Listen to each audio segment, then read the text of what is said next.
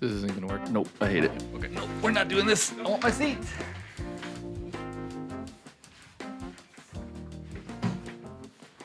I just felt... That's a lot better.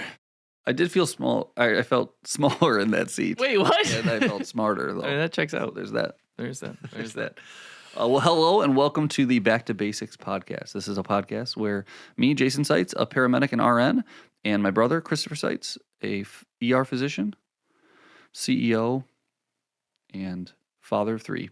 What? I mean, that's all true. Yeah, it's true. Just details people don't really need. What we do here on this podcast is we take complicated medical topics, we break them back down to the basics to make them digestible for you. Yep. The Back to Basics podcast is hosted by Guardian MD. Guardian MD is a digital health platform that helps nurse clinics and non-physician run clinics with medical oversight and compliance. So we provide medical directors and compliance resources so that every provider can have a practice to increase access to care. So if you or someone you know is interested in starting our own healthcare clinic or business or needs oversight compliance resources, check out guardianmd.com. Awesome. And you can listen to this podcast at guardiancme.com for free EMS and nursing CE credits. Correct. Unless you're listening to it right when this comes out, in which case you're going to have to wait like probably a month or so before there's nursing CME credits. Right. We're working on the nursing CME side. We have the accreditation. This will be a credit. This will be an hour-long credit for both EMS and for nurses. Just give me some time, guys. It's just been hard. So if you're listening to this and it came out a couple months ago, then you can listen to it for free credits. Exactly. Yeah, got it. Exactly. Cool. So what are we talking about today? Today, we're going to be talking about antibiotics and antibiotic resistance and kind of the threat of antibiotic resistance. Okay. We have talked a little bit about antibiotic resistance before when we've talked about treatments for other conditions, and we've mentioned this a few times, but we've never really kind of narrowed in on the topic of antibiotic resistance. So sure. The goal of today is to basically cover a couple things. One is for the listener to understand antibiotics and their mechanism of action, kind of how antibiotics work. Mm-hmm. Get a little brief history on antibiotics and how they came about. Differentiate between antibiotics and what an antiviral would be, and kind of how these different infections work, and why can't I just make COVID disappear by taking zithromycin kind of thing. And we want to talk a little bit about antibiotic resistance and why that's so dangerous, and what happens if we're not properly, as a society, we're not properly using antibiotics, how that can be a true danger to public health. I think that's something that people hear about a lot. So you hear about, at least as a physician, I know I run into a lot of times with patients where patients get frustrated because they're like, well, I just need an antibiotic. And it's like, well, no, you don't. Or we need to wait. And they're like, why the heck would my doctor make me wait to take an antibiotic? Hopefully we'll get into some of that today. As you learn about what antibiotics truly do and how they work, it starts to make a lot more sense why we have to be careful how we, I guess, almost steward them in a way. Yeah. Because honestly, antibiotics are probably one of the greatest healthcare findings or inventions that has really ever happened, honestly, in a lot of ways. I'd mark it up there with insulin. Before this, people just died, right? Before this, people just died. Well, however you feel about vaccines, either way, I mean, we're not going to get into the political side of that. We're just going to talk about what things do here today. I did have a patient though one time. I mean, I'll just be honest. I'm very pro-vaccine as a. We're talking about antibiotics today, not vaccines, though. No, I know. But I was just tell a story about where I had a patient who's this. Again, if you don't want your kids to get vaccines, it's perfectly fine. But they were like, "What? I don't want my kid to get this vaccine." I said, "Sure, no problem. I'm not going to argue with you. That is your right as a person. I don't. If you don't want your hypertensive medication, you don't have to take that either. Sure. Maybe diet and exercise is better for you. Perfectly fine with that. I recognize both sides of that coin." But she was like, I mean, for example, what did we do before vaccines? We died. And let me be honest with you, people died a lot more. So, and same with antibiotics. Before antibiotics, way more people died, and that's okay. I'm just throwing that out there. If you've never lived in the world, as I have not, where antibiotics don't exist, if you read a book about history, people died a lot more. So just gonna throw that. What's crazy too is when you look at the history of this, when penicillin, we'll talk about it, but when penicillin first came out, and it started to be employed, people called it the miracle drug. They thought it could treat everything and anything because it would treat a bacterial infection. It's a broad spectrum antibiotic that treated bacterial infections, which was people die from. killing people all the time. And what's crazy is this just wasn't that long ago. And I mean that we're talking World War II. Yeah. We're talking like, Oppenheimer. If you saw Oppenheimer, that period of time, penicillin is relatively new. Right. Actually, really new. Mm-hmm. Not as new if you watch the Barbie movie. What? In the Barbie movie, they definitely had antibiotics at the time. It depends on where you side. If you're an Oppenheimer person or a Barbie person. Right, yeah. I think right now that's a very important distinction to make. Some people are doing the Barbenhopper thing. Have you seen either of them? No, I've seen neither. I saw Oppenheimer, and I thought it was both. an excellent movie, but this is going to make me sound like a terrible person. I was disappointed by the explosion. So first of all, they don't show the explosion. They show the test explosion. It's not like anyone's like reveling in like this horrible thing that happened. Right? Yeah. But they show the test explosion, and kind of like part of the gimmick of like getting people in those seats was supposed to be like in IMAX. It's gonna be this like spectacular scientific, boom, like this big boom kind of thing. And it's just kind of like zoomed in picture of a flamethrower. Like it's a zoomed in picture of fire. I don't know. I didn't think it was that great. The movie or just the explosion? The explosion in the movie. I just thought that the hype around that, like, it's just a drama. It's a very. I would argue that in real life, the explosion was probably pretty spectacular. Yeah, that's what I'm saying. Horrifying way. No, I mean we're talking about the test explosion. I don't want to comment on the actual explosion. Fair. All right. Anyway, let's get back to antibiotics. So, first thing to understand, which I think if we really want to break this down back to basics, is there are like 4 or 5 ways that you can get sick, right? So bacterial infections are only one of several ways that you can get sick. True. So that's why antibiotics don't work on everything, because you could be getting sick from something that's not a bacteria, and antibiotics kill or slow the growth of bacteria. Mm-hmm. So some ways that you can get sick. You can get a bacterial infection. So a pathogen, a living creature, an organism that is dangerous to your body, gets into your body and starts reproducing and causing issues with your body function. Most bacteria are healthy bacteria. Most bacteria in the world are not dangerous to the human body. Right. And actually, most bacteria are, in a lot of ways, like symbiotically helpful to, like, if you didn't have bacteria in your gut, you couldn't digest foods. If you didn't have bacteria on your skin, the bad bacteria would grow way more rapidly. So, and this is where you'll hear people argue about like antiseptic, what am I trying to talk about? Oh my gosh, is it why am I called? looking at it? Like hand sanitizer. Yeah, like hand sanitizer stuff. Like that kills the good bacteria too. So do you have to be careful that you use it? And again, And my doctor moderation. said stop drinking it. Really? Because it'll kill the healthy bacteria in my gut. Oh, yeah, you don't Stop want that. drinking all the hand sanitizer I drink. And I was drinking like a liter of hand sanitizer a day. I've met some people who drink hand sanitizer in the emergency department for different reasons, but No, so yeah, bacterial infections are a threat to your body. That is one way that you can get sick, but it's not the only way you can get sick. Other ways that you can get sick are viral infections. Now, a virus is not a living organism in the same way that bacteria is. It has DNA and RNA. Kind of depends on like what you want to call life, but it's basically like a organic. I don't even know if I can say that. It's like a program almost. It's hard to explain. It's just like a virus. Well, viruses are very different in that they don't have a cell wall. They work differently. Bacteria is basically something that's going to get into the body and reproduce. A virus is actually going to inject itself. It needs a host, so it's going to inject itself into your cells in order to reproduce when it explodes your cells. Well, I think that's the difference between a bacteria and a virus, right? Yeah. A bacteria can live on its own. It's like it's a living organism on its own, and a virus can't. It has to have some type of host. Yeah. Right? Kind of like a parasite, but not a parasite. Parasites are another way you can get sick, though. Yes. You can get a parasite. Mm-hmm. It's another living organism that is feeding off you in some sort of harmful way. And then also you can get sick or have an illness that's from even your own body's inappropriate response to certain things. Yeah, so immune response, genetic disorders, things that don't function correctly, that's other ways that you can get sick, right?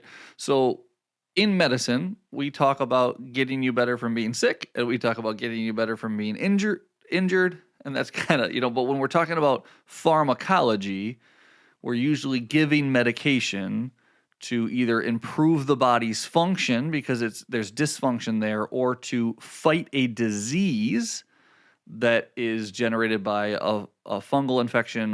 We didn't say fungus, but that's another one. Fungal infection, bacterial infection, viral infection, or just a poor body function. Your own body isn't doing great, right? So today we're talking about antibiotics, though, which are only for bacteria. Right. Also, worth making a note of is that the majority of like common illnesses that healthy people get are viruses. And I say that because this is where there's a lot of confusion, I think, and you guys who are listening who are healthcare professionals see this probably every day too. Most people believe that if they get sick, if they get an upper respiratory infection, if they have a cough, a sneeze, a runny nose, that kind of thing, that it must be bacterial. That's actually not true. The majority of the time it's viral, which is why doctors say, no, I'm not going to give you an antibiotic yet. I'm going to wait and see, because your body should be able to fight that virus off perfectly fine on its own. Exactly. And we'll talk about antibiotic resistance and why we need to be careful how we're using our antibiotics. Exactly. And that's where, so this should sort of frame the reference a little bit. Was penicillin a miracle drug? Absolutely. Is it going to treat your gout? No. Right? So, like, that's not a disease process that's caused by a bacteria. So it's not going to fix everything. But it's wonderful that it can take out quite a bit of bacterial infections. So let's have a little bit of a historical review of how we came about discovering antibiotics. Like most things in medicine, completely by accident. Kind of.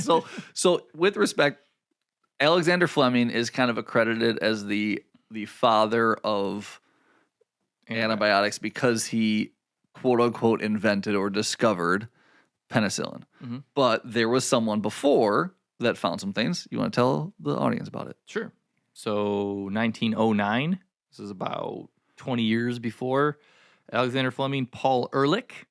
Ehrlich, I think. Oh, sorry. Ehrlich? It's like the Third Reich. Oh, don't. He was a German. Okay.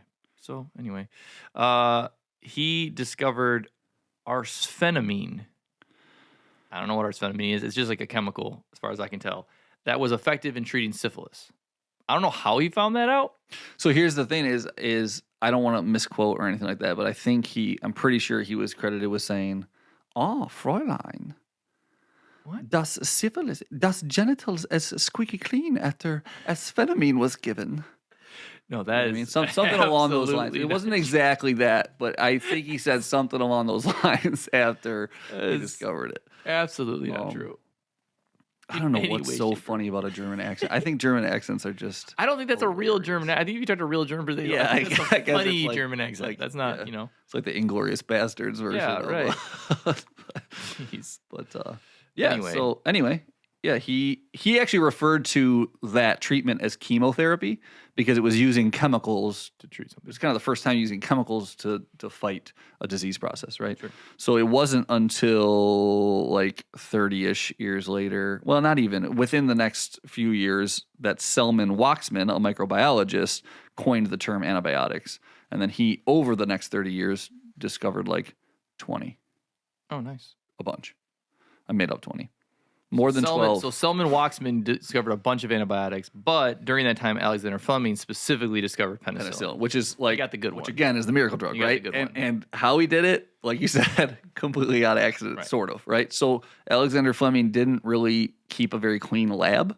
He wasn't very careful with his, separation of things. And when he got back from like a holiday, that's what they call it back then. They'd call vacations holidays. Mm-hmm. So when he got back from a holiday... They still call him that. No, actually, the article may have said he was actually returning home from the holidays. But you'd be taking a holiday, too. Sure. But anyway, he showed up at home after a while had passed, went down to his lab, and he found that he had a culture plate of staphylococcus infection. So was he trying to find antibiotic? I mean, is he... I don't know. I don't want to say it because I don't know. Okay. So anyway, he had some Petri dishes with some bacteria in it. Yeah, I'm sure. Fun. I mean, I'm sure he was... doing something. He's like a microbiologist, yeah. So... he's studying staphylococcus. It's sitting there. He also had this fungus that had grown. And basically, what fungus was it? Oh, Penicillium notatum was a fungus that basically had like gotten on his culture plate. And he noticed that in areas where this fungus passed into it, there was areas on that culture plate that didn't have any bacterial like growth there. It's kind of cool. This is still today how we like check to see if bacteria is susceptible to an antibiotic. Mm-hmm. You get the bacteria, Petri dish, put it on a Petri dish, and then you put these little like discs of like penicillin and methicillin and Zithromycin. like on the thing and see if the bacteria don't grow around it. Yeah. If it doesn't grow around it, it means, oh, that'll work. Yeah. And then the lab calls and says, yeah, Dr. Seitz, azithromycin should work for that. Yeah. I think it's kind of cool. So yeah, he saw that this like mold was basically growing on it, and it was eliminating the bacterial growth. So then he created penicillin So out Jason, of that. does that mean that fungus can treat bacteria? No, it doesn't necessarily mean that. It means that the chemicals derived from the fungus is what kills the bacteria. Don't like take mushrooms in the woods and rub them into your wounds thinking that you're going to prevent, like it's going to be an antiseptic in some way. Yeah. Right? But if you want to take mushrooms in the woods, all power to you. You share too much. So anyway, what he did was he isolated and grew that mold, and then he did human trials on wounds. So specifically like infections that were growing in wounds, he would, drop this chemical into. Which is, And then- so Staphylococcus, the one that he found penicillin to initially be susceptible to, right, is a very common wound bacteria. Yes. So then he worked with pharmaceutical companies to make penicillin. And again, just clarifying, penicillin is a chemical produced by the fungus. It's not the fungus itself. The fungus is Penicillium notatum. Got it. So don't go in the woods and try to find Penicillium notatum. I don't know why I'm assuming this fungus would be in the woods, but, Yeah, maybe but that's to me where fungi is. always. So yeah, that is kind of how that came to be. Once he made penicillin by the time we were storming the beaches of Normandy, 1944 or something like that. 44. He it was a very well-known drug that was being used in the war to treat bacterial infections and saved hundreds and hundreds and hundreds of lives. Yeah. So that's where it was kind of started becoming the miracle drug. And then we started developing other studies from that. What's really interesting is before we get into antibiotic resistance and stuff, what's happening right now is as bacteria adapts and becomes resistant to certain there are teams of researchers that are going out into the jungle, the desert, and trying to find unique So we can talk about this later. It's a little good bacteria. Yeah, it's a little scary that we developed between the 1930s and 1950s a bunch of antibiotics and haven't really found any more since. And we'll get to it at the end. That's why we have to be so careful with the antibiotics we have, that there is concern that a world could exist where all bacteria is resistant to all of our current antibiotics and we're not developing any all new pathogenic bacteria. Yeah, the ones that are killing us. Bacteria, yeah. Like the bad stuff that makes you sick, that all of a sudden it's all resistant to all of our antibiotics and we haven't really created or developed any new ones, and now we're back to. So again, to answer your question, if you feel I don't need antibiotics, my body can handle it. What did we do before antibiotics? I would like to answer that for you. People died. And that's okay. It doesn't mean you have to take antibiotics. I'm just saying, people need to understand that people died. So. Correct. Yeah, and but that's it's really cool to me. I imagine it probably a little bit more dramatic than it is, but I just imagine the Kratt brothers are out there trying to find rare bacteria or substance, chemicals, fungus, things like that will produce the things that we need to make new antibiotics. I think you and I should do that as a second career. I think it's probably way more boring than you think. I think I would prefer this job. We could make it more fun, though. Yeah, but you can just make your life more fun. If you want to scuba dive more, you can just go scuba diving more. You don't have to incorporate it into your job. No, but what if you were scuba diving in a coral reef and taking samples and trying to find that would ruin the dive for me. I'd rather just swim around. All right, fair enough. So, all right.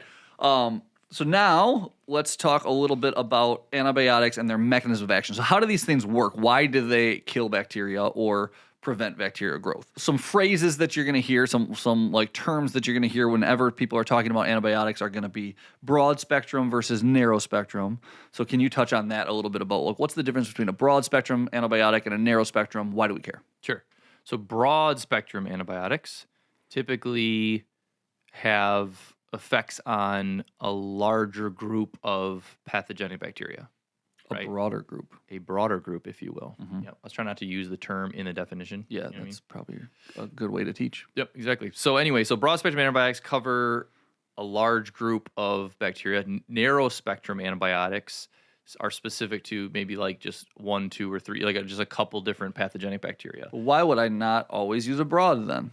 Because of resistance, right? So if I'm the ideal situation is that, especially when people come to me in the emergency department, I don't know right away what kind of bacterial infection they have. If I suspect, based on their blood work and their symptoms, that they have a bacterial infection, I will put them on a broad spectrum antibiotic because I want them to start getting better as quick as they can. And I'm going to have more luck if I'm using an antibiotic that covers more things. As soon as I get the cultures back, where, again, like I talked about, that Petri dish gets looked at and the pharmacist or the microbiologist calls up and says, hey, Dr. Seitz, this one specifically is going to be really, I should change it to a narrow spectrum antibiotic. Because then what I'm doing is that bacteria will be killed by that antibiotic. We've already tested that in culture.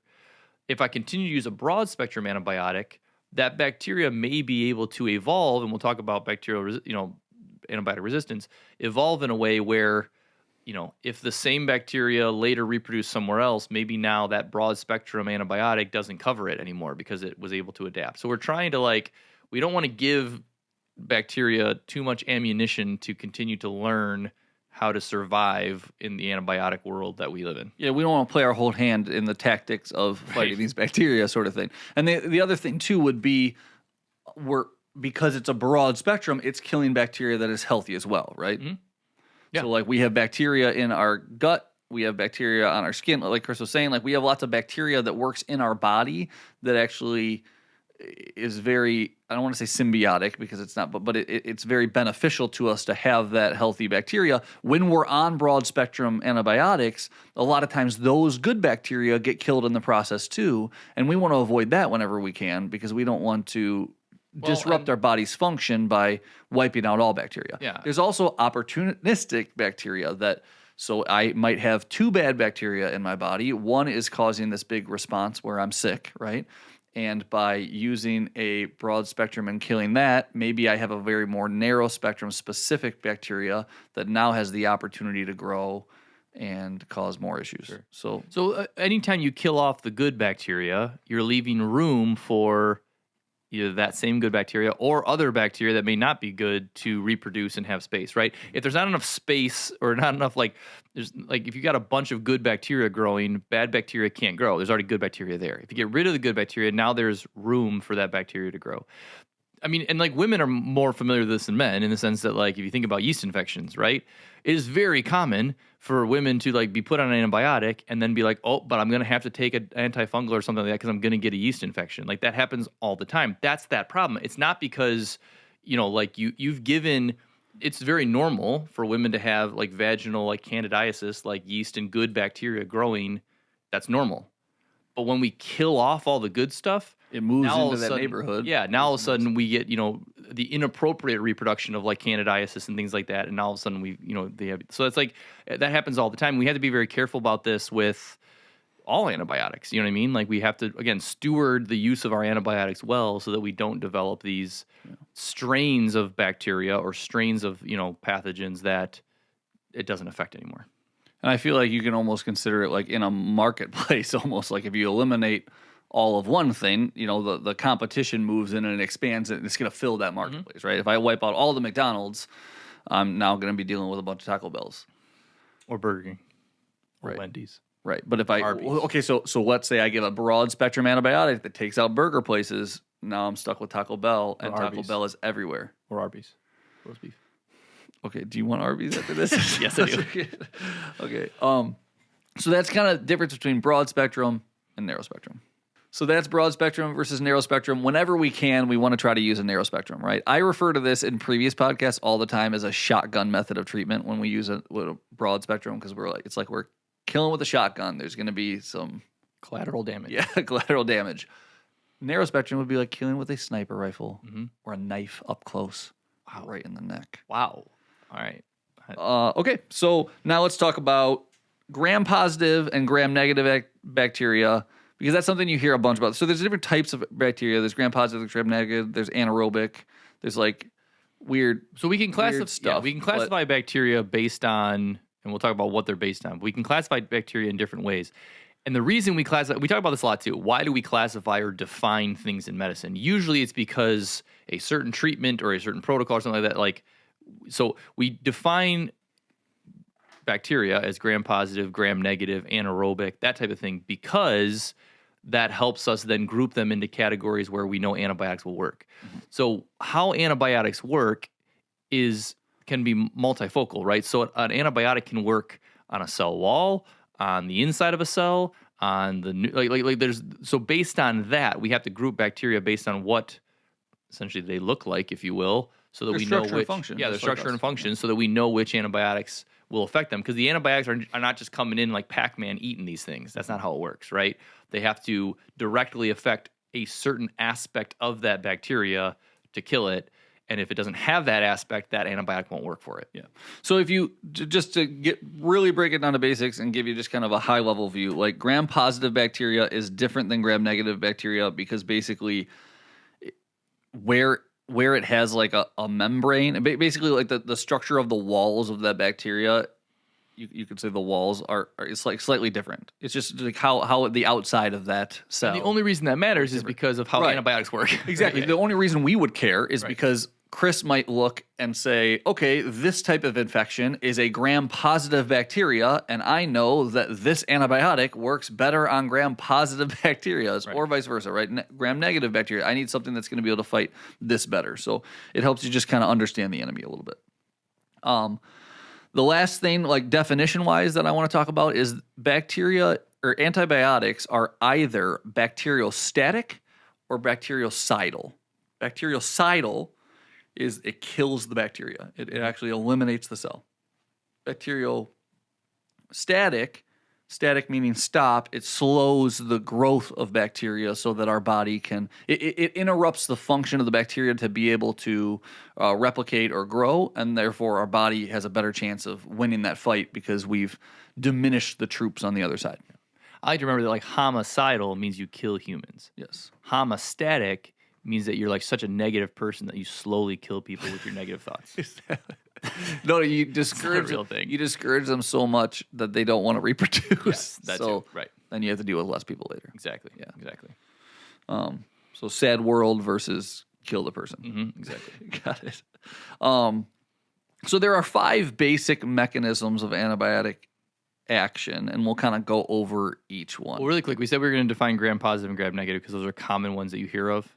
So do you want to? So we can just talk. So gram-positive bacteria consist of a cytoplasmic membrane surrounded by a tough and rigid mesh called the cell wall.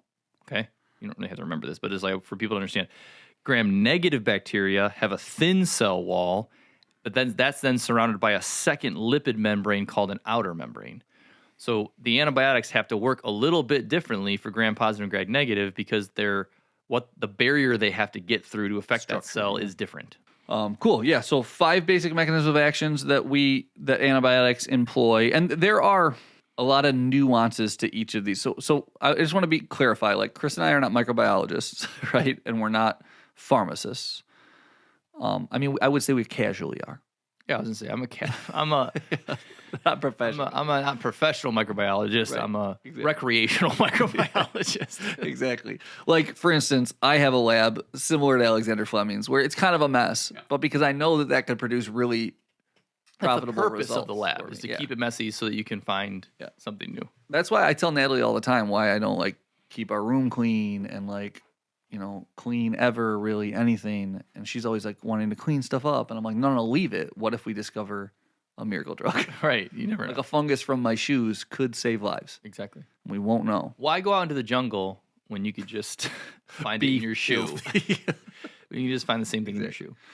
So, yeah, just to preface this a little bit, like we're not experts in this area. We're gonna give you kind of higher level explanations of You know what we're gonna do? of how antibiotics fight bacteria, but like there are nuances within that. So like even within like the inhibition of cell wall synthesis, there are a couple Multiple ways you could do lots of different ways to do that. So there's more specifics to this. I just don't think for the purposes of the medical providers that we're trying to kind of educate on this, they need to get that in depth without. Correct. If you want to go be a microbiologist, go be a microbiologist. What we're gonna do is take it back to basics. Take it back to basics. That's what we do. All right. So we'll start with that inhibition of cell wall synthesis. So this is a bactericidal technique. So this is one of 5, kills- right? So we're kind of covering 5 of these. So the first one is inhibiting the cell wall synthesis. That's be able what I to just make it. said. Yeah. No, be able to make the cell wall. Yes, correct. Yep. Yeah. So if we can destroy the cell wall by preventing it from being able to be created. So here's the thing. There's a couple ways that we mess with the cell wall. One of that is, like you said, the synthesis, the creation of the cell wall. Why do we want to do that? Because if we can open the cell wall up, contacts are going to come in and out, and that's going to, the cell could die from that. Also, you could also basically open up holes large enough for like our immune response to get in there and kill things. Okay.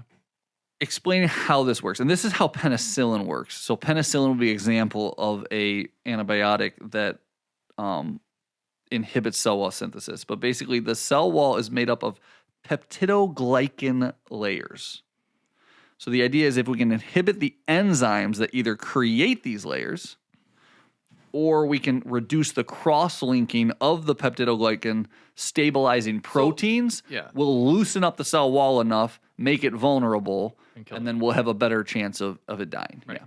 So, I mean, like, think about it as like, a castle, right? You have a castle wall. You can either kill the people trying to build the castle wall, right? That's like what vancomycin does. That's the whole, like, inhibiting the enzymes that create the layers.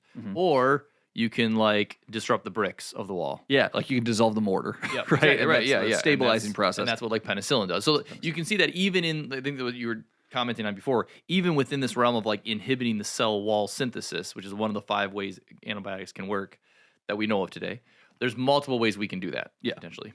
And different meds are going to be better at different things, and it kind of all depends, again, on the bacteria, which one we're going to pick. Right. So now what happens is the cell, if we can interrupt that wall, the cell can't divide, which is good. It can't reproduce, right?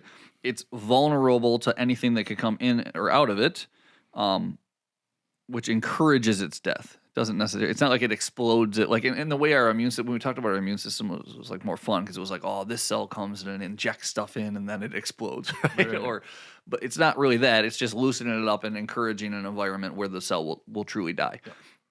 Other like bacterial static mechanisms are more like now the cell's still there. We didn't kill the cell. It still exists, but it can't produce. It can't reproduce. It can't divide. It can't, I mean? So now, again, the reproduction is kind of one of the most important pieces, right? Your body eventually will get rid of pathogens. Things that don't belong there, your body will get rid of.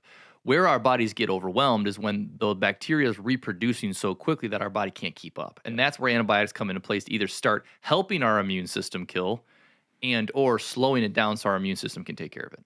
Yeah, which is interesting to me because like we talk about the cure. The cure for this is this medicine, and your like body's always the cure. Your body is always the cure. We're using basically just new tactics in order to help. And we've talked about this a bunch of times on podcasts. Like our job in medicine through therapies and medications and like is to help the body get back to homeostasis. Is to help the body. So like there's not homeostasis when a bacteria is reproducing faster than our immune system can handle it. So what do? We give antibiotics to either slow that down or help it kill it to help our bodies get back there. So exactly.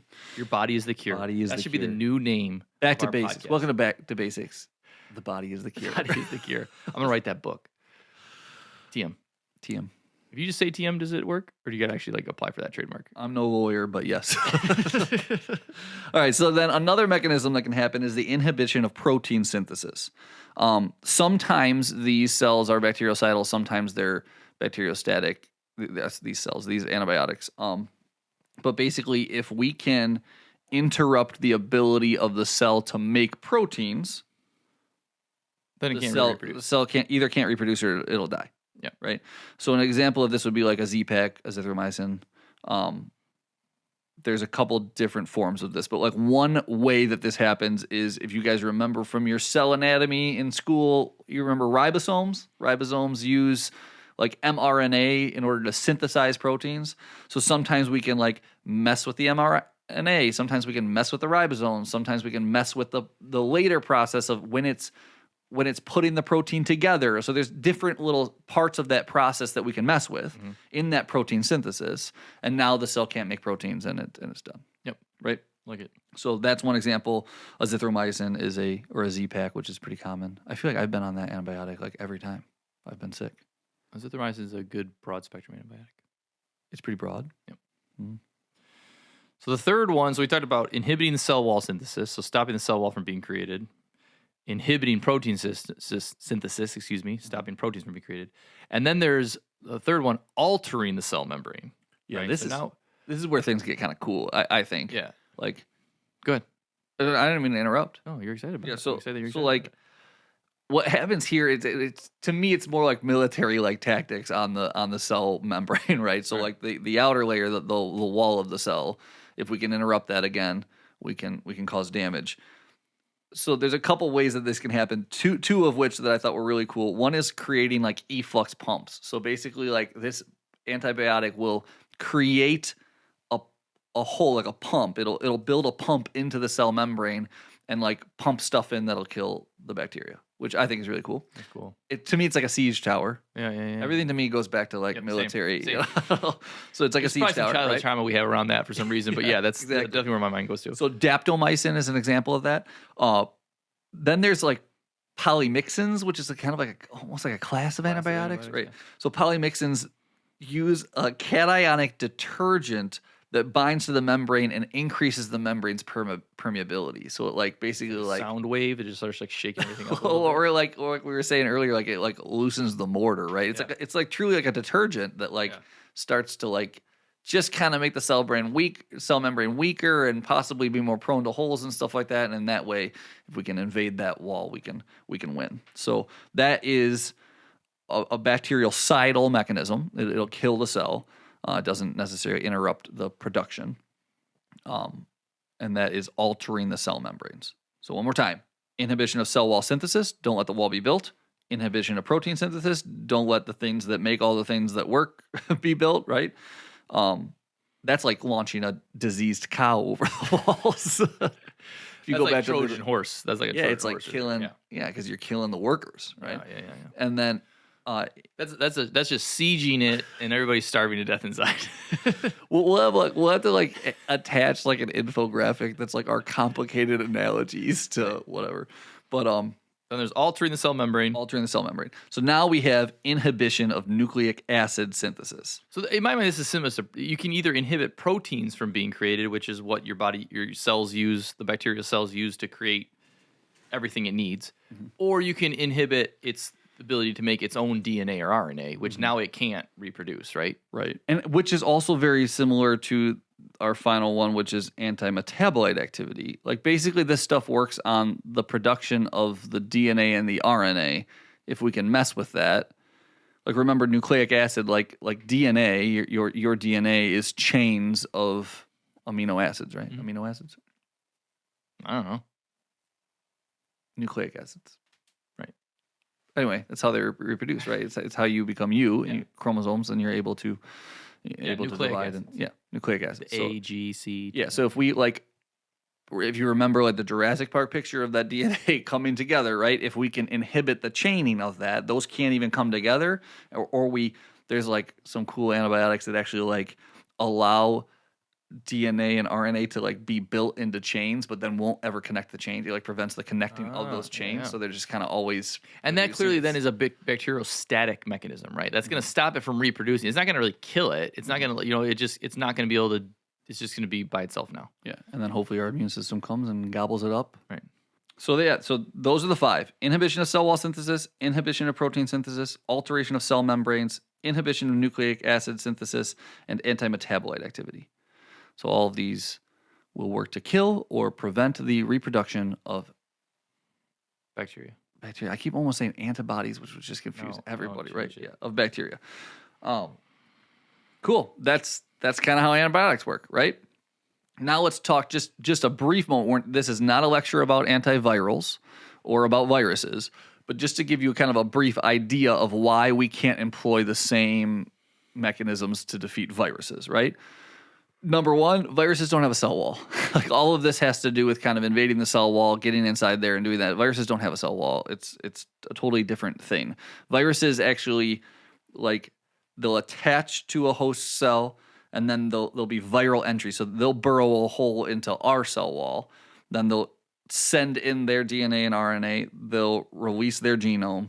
It'll replicate. They use our cells' functions to reproduce its own DNA and RNA. They take over. That's like a Trojan horse, right? So they Trojan horse us Right. and get in and start doing that, which is why Trojan horse viruses from science movies about computers. Nailed it. But anyway, they replicate then, and then eventually that virus spreads within our cells, bursts our cells, releases more viruses. Those viruses then go and attach to other cells, and it spreads that way. So totally different mechanism of how the enemy works. So we have to employ a different way to defend against it. And I would say that antivirals are more, like if we want to use that analogy, are more of a defensive tactic than they are a like offensive tactic where we're not really, to my knowledge at least, I'm not an expert on antivirals, but like we don't really send something out to go attack the virus and kill the virus. We interrupt those. Our body will do that. Our immune system will do that. We interrupt the ability for the virus to replicate and attach to our cells. So like we'll stop for attachment to host cells. We can give antivirals that basically create a blocker so that the host cell can't be penetrated. So we'll do something to that. Or viral entry. Sometimes we can give antivirals that will prevent it can attach to the cell membrane, but it won't get through the cell membrane when it inserts. The release of the genome, the replication of the viral genome, like once it gets in and starts trying to take over our systems, we can prevent that. So like we basically take its attack tactics and we defend against those and then let our body handle the virus. So a little different. One of the major ways that you can defeat viruses too is, as Chris mentioned earlier, vaccines.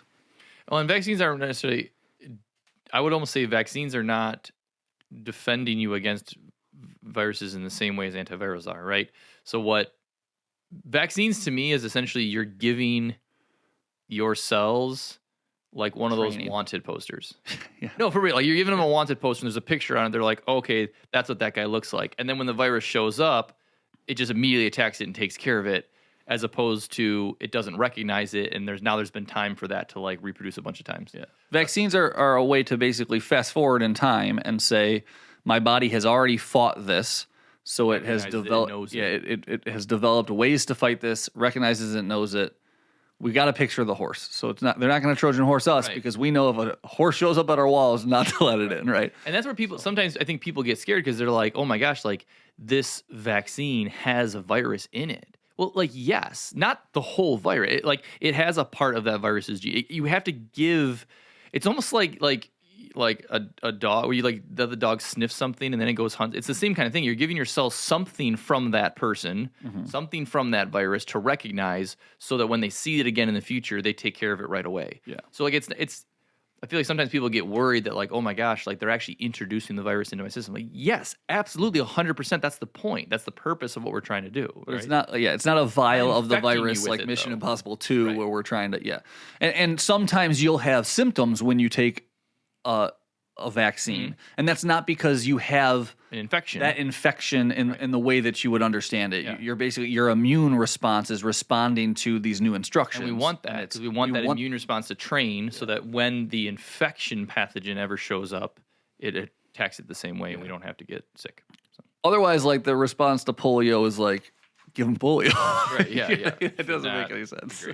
So that's kind of the difference between antivirals. And again, we'll do another lecture sometime about, really talking about the specifics of how antivirals work and stuff. I'm not well versed on that right now, so I would need some time to do that. But that's the big difference. And I like thinking of it as kind of that offensive versus defensive tactic a little bit, because all of our antibacterial mechanisms involve the antibiotic going and hitting the cell that is the bacteria. Mm-hmm. A lot of our antiviral stuff is basically preventing our cell from being penetrated by interrupting the viral, the virus piece, hitting us and trying to stop it from invading. So yeah, cool. So that brings us to kind of our final topic here, antibiotic resistance, and how that can develop and why that's such a big threat. So we've touched on this a little bit already, but cells adapt. I think it starts there, right? Your cells adapt, and because bacteria are cells, they adapt. So if we are introducing the same bacteria, and when I say same bacteria, I'm not talking about like one cell. I'm talking about one bacteria that has replicated 1 million times. It's the same DNA. It's like, like just as our children adapt to, right, as we like go through generations, so do bacterial generations adapt. So if we keep introducing the same antibiotics over and over and over again to the same lineage of bacteria, there is a chance, and we see this happen, where bacteria learn how to not be affected by that anymore, right? So if I'm giving you an antibiotic and it keeps punching holes in your cell membrane, and you have the time, one, to continue to replicate and learn, then eventually you find a way to use a stronger wall that I can't punch through anymore. And that is essentially the whole, like, that is what antibiotic resistance is. But that time component is a really important part. So I want to touch on that part first, because a bacteria that's dead can't learn, right? A bacteria that's dead and then, like, is just gone now, like, doesn't have a lineage to carry on its memory of that antibiotic. This is why it's so important when we tell people as physicians, like, take the full course of your antibiotic. Right. Don't stop when you feel at day better. 5. Yeah. If we gave you 10 days, take the full 10 days. Because here's the thing. You may feel better at day 5, but there's still a couple bacteria left in there. And they remember the antibiotic. What we're trying to do is to try to kill so many of them, or all of them, where, like, there's no memory of that antibiotic even being reproduced. So the next bacteria that infects you is not that. But those bacteria, if we leave bacteria behind with that quote unquote memory, and down the line they get the opportunity to start replicating 1,000,000 times over again, they have that memory. And that's where we're going to start seeing antibiotic resistance, and where we have started to already see in our society antibiotic resistance strains of bacteria, right? It's complete annihilation of the enemy, so that we don't leave stragglers where they can build up another little rebel alliance and try to take us out again, right? So, and that's the thing, is I think some people think, like, take the full 10 days, because if you don't, you won't get better. That's not true. You will get better. Your immune system will probably take that out. But the problem is you have potentially created a version of this bacteria that's resistant to those antibiotics, and it can transfer that data, and that can spread. So, because now what happens is when Chris walks by and he coughs and he doesn't have much, he's finished half a regimen of Vanco, you know what I mean? But he coughs and I get some of the bacteria that he had. That bacteria is ready to fight Vanco. It's ready to go. So when I introduce Vanco, it's not working as well, right? So just something to think about. A couple different. It doesn't happen like that. Like, that is how it continues. It's a very to transfer. elementary. Yeah, that is how it continues to transfer. But you'll see things in the news like, hey, like, a strain of a bacteria broke out that's resistant to this. That's what it's talking about. It's passing on. It's continuing to pass on bacteria that are starting to learn and gain memory. And that's why, like I said, finishing the course of antibiotics and using narrow spectrum antibiotics when you can. When you know what's going to work, only use that one. Because on the off chance that some of that bacteria survives and you pass it to somebody else, it only knows that one narrow thing, not this broad thing over here, right? Yeah. And like, again, don't let the bacteria learn. Well, again, like, I'm glad that you're using things like memory, like memory and learning and that type of thing. That is a very high level, elementary way to explain it. So I don't know. I just don't want people are gonna. The way bacteria learn is the same way that, like, any creature adapts. It's through genetic mutations, right? So, like, you alter, like, the bacteria that survive are the ones who are more apt to do. I mean, I can make it more complicated, but that's just gonna. Yeah, sure. We'll just leave it at that. I mean, generally, that's what we're talking about when we talk about how bacteria's ability to adapt or resist. So, how does this resistance transfer? There's a couple mechanisms. One's transformation, which is basically like when a bacteria is destroyed, it leaves its DNA and RNA kind of like floating there, right? And then another bacteria can, like, get that. And then it's like, oh, here's like a videotape of how they fought and they lost. So, you know what I mean? So that's one way of doing it. There's conjugation, which is almost like a sexual, it's almost like a sexual reproduction where essentially like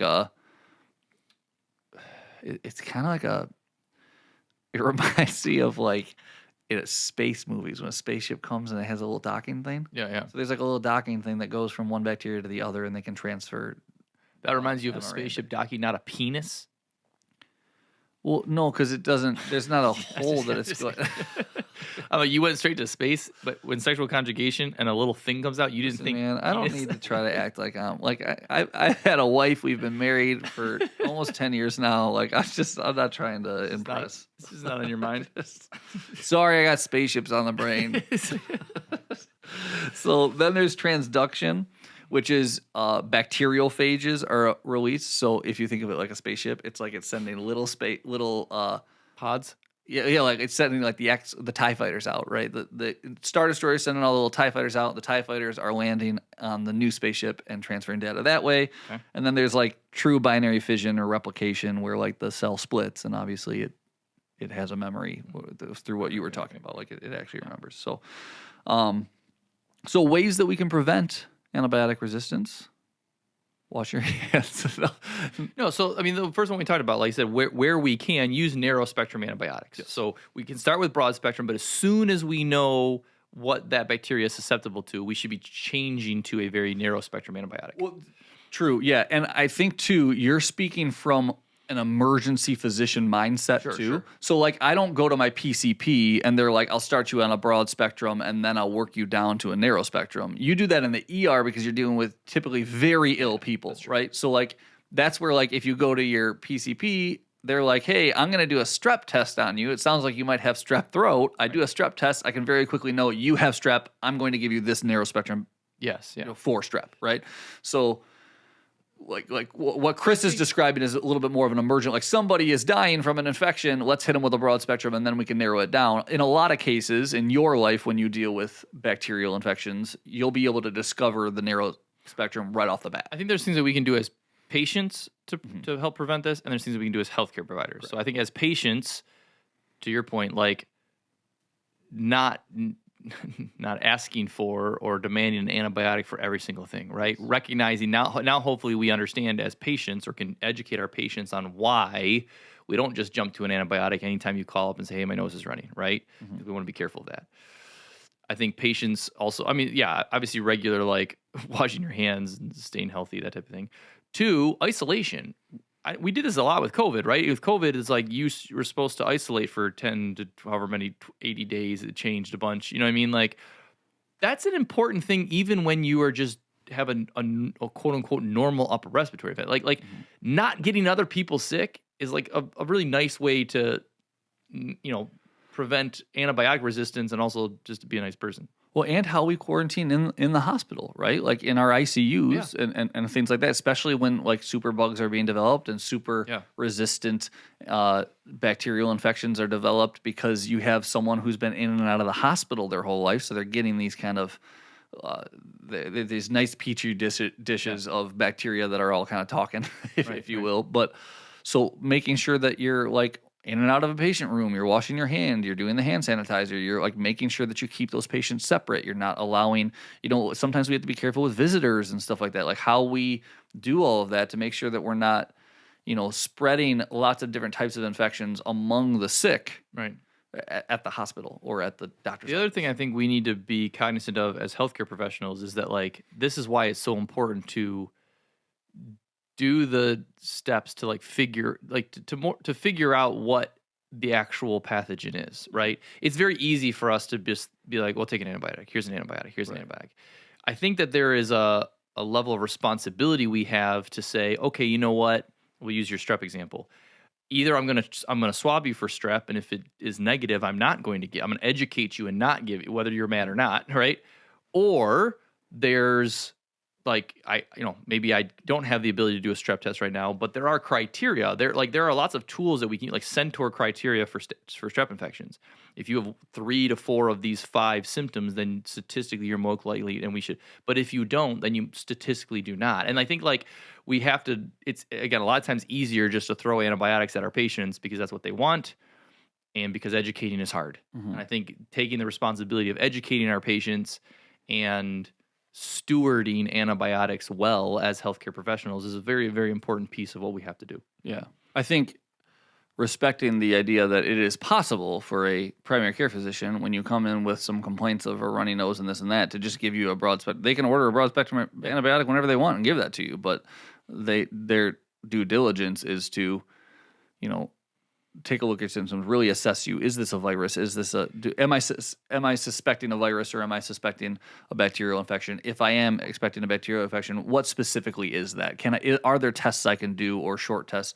This patient isn't going to die in the next 2 days if we have to wait for the results of a couple tests. So, doing that due diligence and making sure that we don't. And in the hospital setting, I think like doing cultures, right? Like it's one thing to say, hey, you've got a urinary tract infection. Here's a broad spectrum antibiotic, and I send you home. Like I still probably should be sending cultures to the lab and making sure that there's a process in place that in a day or two, when the culture shows this, that I call you up or let your primary care doctor know, hey, we should probably change them now to this antibiotic so it's more narrow spectrum. Like that's an important piece. At least as an ER doctor, like I always have to remember like to also like culture, blood cultures, respiratory cultures, urine culture, like to actually look specifically for what is the thing, and that's why we do it, to find the antibiotic that's going to work best so that we don't build resistance.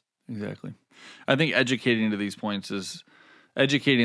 public is really important to these points, because like there is a threat of, I'm not saying it's going to be the end of the world anytime soon. I'm just saying that there is a threat that if we, I like that you said, if we're not stewards of this gift that antibiotics are, if we don't steward that well, we're going to lose it, and it can potentially be very, very dangerous. And I think just generally people just don't really understand how it works, so they rage against it. You know what I mean? You're a lot less upset about the side effects of your narrow spectrum when you realize that, no, I'm taking this narrow spectrum because it's protecting the lives of the public. You know what I mean? And honestly, like if you want your grandchildren and great grandchildren to like have antibiotics that they can use, like it's important. Like there is, and I said not like from I don't want to scare people, but at the same time, there's a lot of data and research to say that if we're not careful, there are not any new antibiotics being developed. Right. And what's interesting about that is that like there could be. We actually have found things that could make it, but there's no money in it. Mm-hmm. There's no there's no like pharmacology, pharmaceutical dollars behind it that people are going to buy it. So we're just not developing it. And it's like this balance between the business of healthcare and the practice of medicine. We're like, we got to be careful. Which is why I think it's important for casual recreational microbiologists like us to continue our work in our home labs. Exactly.